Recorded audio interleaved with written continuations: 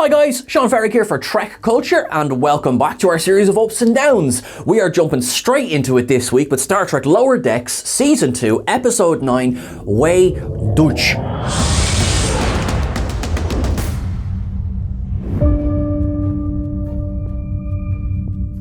Now, I may have butchered the pronunciation of this episode, but in my defense, it's in Klingon. Translated, it becomes 3 ships. Guys, you know how this series is going to work. We're going to run through this episode, give everything we liked an up, and give everything we didn't like a down. What we're doing is we're following the lower deckers, of course, but there's a twist. Because it's not just the Cerritos we're looking at. The Cerritos itself is on a 12-hour warp, which means Freeman is able to give the crew a little bit of R&R. Poor old Boimler's feeling left out because Tendy's going to spend some time with Dr. T'Ana, Rutherford's going to spend some time with Shax, and Mariner's been coerced into spending some time with her mother. So Boimler's looking for a buddy. And as they're discussing what it's like to be lower deckers on the Cerritos, they start to think about what it will be like on other ships. With that, we get our first up of the episode when we see the different viewpoints in different ships because we cut to the Klingon bird of prey Chita and we started to see what the lower deckers on a bird of prey are like. And it's actually pretty much exactly what you would expect, to be honest. I mean, it is very much lower decks, it's junior officers, that's fine, but it's all of the chest pumping and let's talk about honor, and there's one guy filing his teeth, which I just think is brilliant. They're still living in hallways, although does anybody else get the feeling that I just feel like that's just how you would kind of live on a Klingon bird of prey, you know? Like, it just fits for me, it just works. These lower deckers then give us our second up of the episode, which is as they're discussing, you know, Vulcan lower deckers and how Vulcans say live long and prosper, they coerce it and become avoid death and cower. Then we cut to our next viewpoint of the episode, which is aboard the Vulcan ship Cheval, and we get T'Lem, our rebellious Vulcan. This is an up from me, and I tell you why, it's because everything about how the Vulcans are portrayed in this episode is perfect. She's wonderful in how she merely, by saying the word, you know, gut feeling or instinct, she's considered this mad woman. She's like, oh my God, what are you doing? You know, you're crazy. You're putting everybody at risk by giving into your feelings. And I thought it was hilarious because that is exactly what we have come to expect from Vulcans. And also, it's not often in Star Trek that you see just Vulcans together. You get a good bit of it in Enterprise, but like in a lot of the other series, you don't get just a bunch of Vulcans together. It's a great insight into how Vulcans interact when there isn't somebody else in the room. And these Vulcan lower decks, I mean, you know, they're talking about a vigorous game of chess. You know, I felt this was a really, really good depiction of Vulcan culture. T'Lem is wonderful because she's there working on projects and she's, you know, deep into her science, deep into this, deep into that, and it's annoying the people around her and annoys her captain and everything. She's ordered to go and meditate to chill out, and I thought it was bloody brilliant. You know, while you've got T'Lem going around, you know, going wild and writing algorithms, you know, back on the Klingon ship, there's all, you know, they're trying to advance in rank, which means taking the Targ for a walk, which is just hilarious. Also, isn't that Targ so cute? I want to take Targ for a walk. I love Targs. And then back on the Cerritos, you have Boimler is still trying to, you know, find someone to hang with. He puts his foot in it when he sits down with Kayshawn and says, hey, I took a little Temerian in college, and then ends up accidentally calling Kayshawn fat. So he goes for a bit of pottery with Rutherford, and they're like, yeah, come on in, this is fine. And then Boimler puts his foot in it again, and he reawakens Shax's PTSD. This might seem cruel that I'm giving this an up, but because Shax is being held together with sellotape and just prayers at this point. If you don't mention the occupation, then you have something else that's going to set him off. And although it's played for comedy, it's really it's interesting how they're not forgetting this side of the character. You know, they're not losing this element of Shax. Now again, as I say, it's played for pure comedy, and you know, he nearly breaks his pot and then he's able to put it back, and you know, it's grand, and Boimler suddenly just gets out of the room, and you know, he's suddenly finds himself a bit directionless, a bit lost, a bit... Speaking of lost, where am I? Where am I? Where am I? Boimler then finds himself on the holodeck and, I'm sorry, is getting it up from me. Go climb a rock? They're climbing El Capitan? Say what you like about Star Trek V, but why is Captain Kirk climbing a mountain? Captain Kirk wants to make love to the mountain. Yeah, okay, listen, yeah. So Boimler's wearing his gravity boots, great crack, falls out of the sky. Tendi, who is climbing El Capitan with T'Ana, goes, he'll be fine, right? Safety protocols are on, right? T'Ana literally goes, I love that cat. Or Cation, excuse me. Cutting back to the Klingon bird of prey, suddenly they rendezvous with a Packled ship. Now the Packleds, of course, are the big bads of season 2, which is just a sentence that is a strange thing to say. When the red alert thing goes off in the Packled ship, it's red alarm, and they're struggling over the idea that, you know, a bomb only works once. I love these idiots so much. Like, up.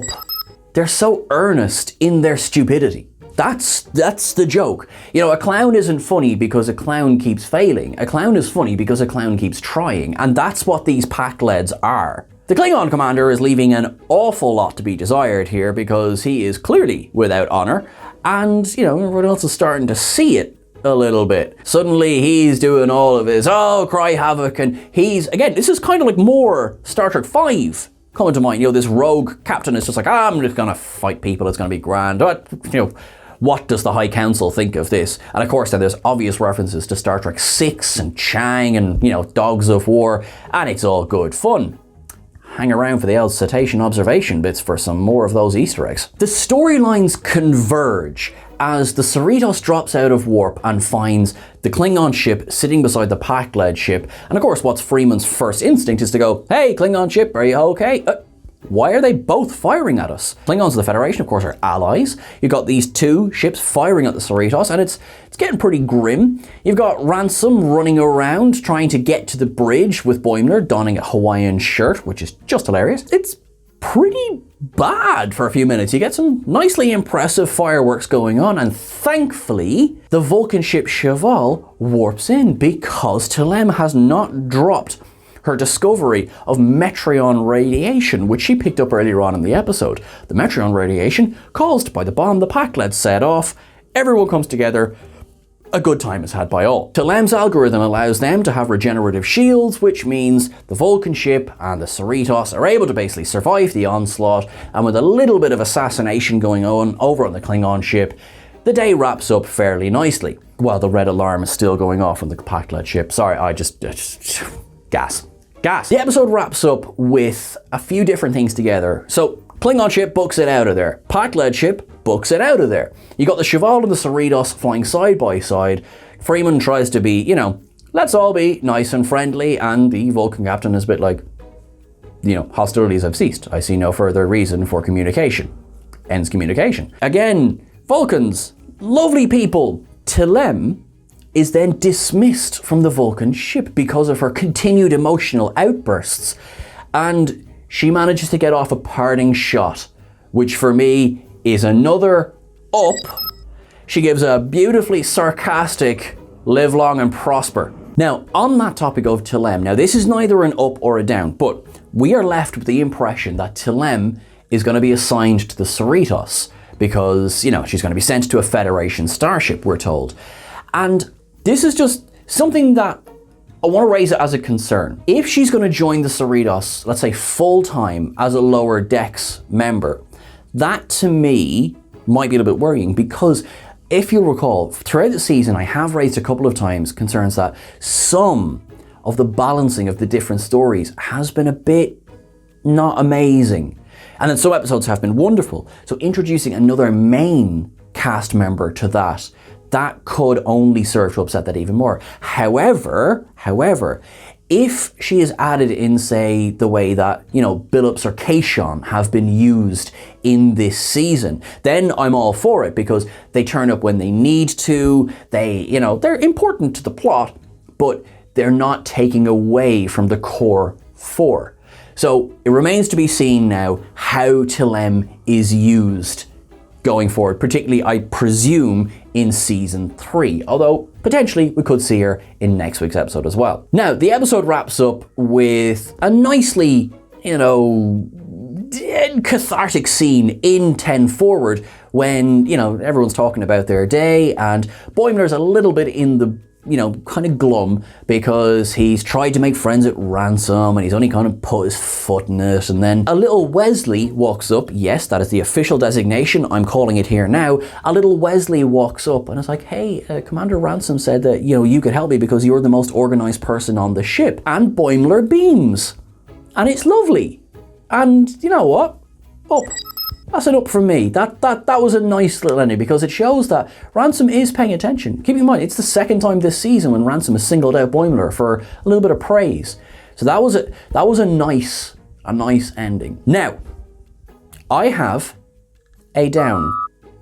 And this down is the anxiety that I am starting to feel. A while ago, Mike McMahon, you told Will Wheaton that we may be visiting Cetacean Ops in season 2 of Star Trek Lower Decks, and there is 1 episode left in this season. And quite frankly, my heart is struggling at this point because we have not yet visited Cetacean Ops, Mike McMahon. We've had it teased, we've had crew members who have been wet, but we have not yet seen Cetacean Ops. So this is a down, but I will take this down back if we visit Cetacean Ops next week. All right? So that's nearly it. Wait. Hold on. How much did we love the Borg Lower Decks? Come on, that's an up. That is an absolute up. I wet myself.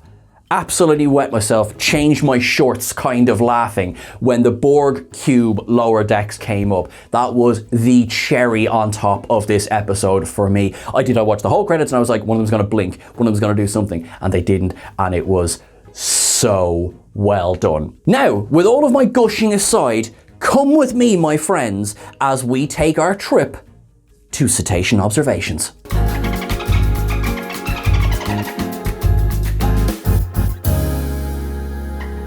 The pad returns, my friends. There is most definitely something written on the paper. Stratagema is called out by Boimler in the opening scene. We have a reference to Binars. We have the Klingon exchange program, which is mentioned. It came from A Matter of Honor, TNG Season 2. We get our beautiful shot of a Klingon bird of prey. We get reference to Gach. Then we get the Vulcan circular design, which we know mostly from Enterprise. We get a reference to Metreon radiation. Remember, of course, in Star Trek Voyager, the Metreon cascade, which unfortunately was responsible for the death of Neelix's family. Return of the purpley pink Klingon blood. We have references to Shax and the occupation, which is both grim and funny. We have a reference to Kor's hound, an object that looks awfully like the Kirshara in the ready room on the Vulcan ship. Boimler wearing Go Climb a Rock t-shirt from Star Trek V, absolutely perfect. And of course, just that whole scene from Star Trek V in general. The firing range, or it also could be a game of velocity between Freeman and Mariner on the holodeck. A Benzite arrives. We have references to Chadich. Logic is the beginning of wisdom.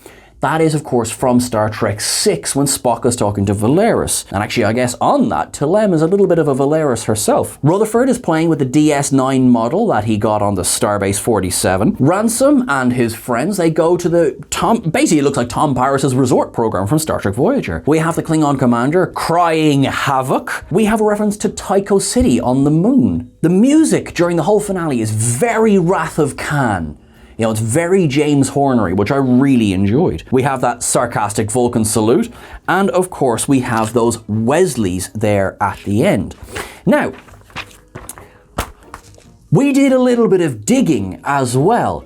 If you look at that Borg cube, it is the Borg cube designation 90182.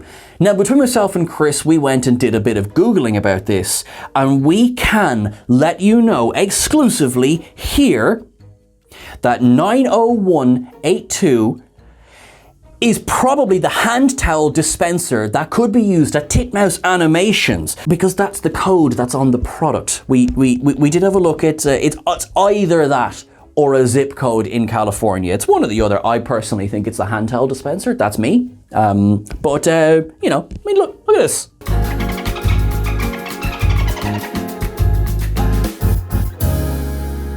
So that was episode 9, so we have the final episode of the season next week.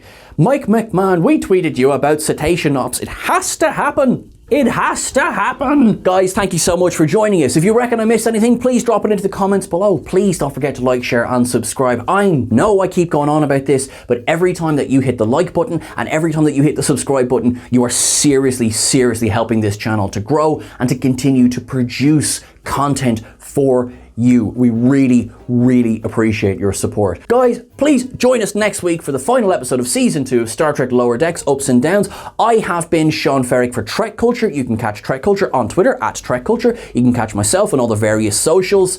You look after yourself, guys. Live long and prosper.